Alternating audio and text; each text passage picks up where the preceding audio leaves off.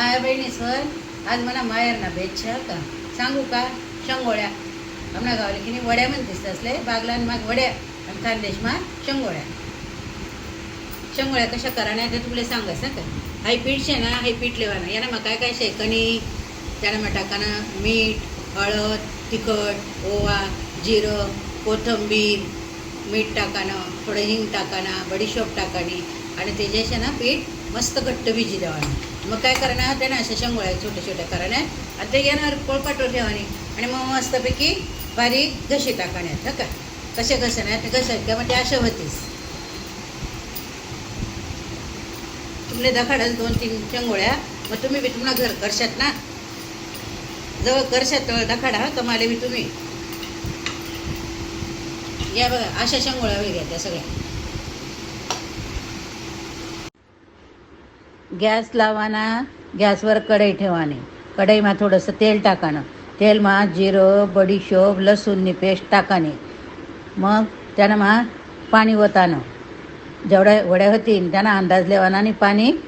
ओतानं पाणी ओता गे की मग चांगलं पाणी खळखळ उकळायला लागणं पाणी उकळायला थोडा टाईम लागस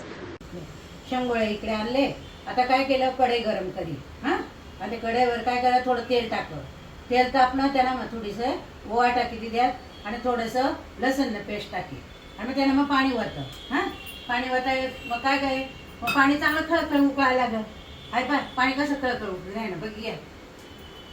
पाणी खळखळ उकळणं की त्याला मग काय करायनं या वड्या सोडाण्यात हां आणि या वड्या सोड्या तुम्ही त्यानं बारीक झाकण ठेवा ना बारीक गॅसवर झाकण ठेवानं आणि मग त्या वड्या जवळ होतील ना तर हे पाणी सगळं आटी जास मग मस्त आणि पाणी आटणं आणि कोणलं पाणी दारवी लागतीस मन माहेर तर सगळं असते पाणीदारच आवडतीस बहिणी सोन कोणले कडक आवडतीस कोणले पाणीदार आवडतीस मग तसं पाणी बेत घ्यावा ना आपलं आपलं आणि कराण्या मग त्या वड्या होई घ्यात की मस्तपैकी त्यानावरती थोडंसं तेल बी टाकू आणि खाऊ खावाले मग त्या भारी लागते नाही झाकण ठीक पाणी ना आता बऱ्यापैकी आटी जायचे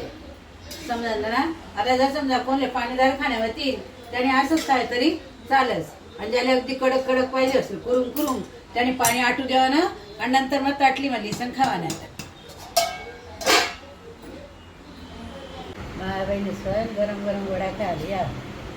थोडं चटका बशी बरं का जरा थंड होऊ द्या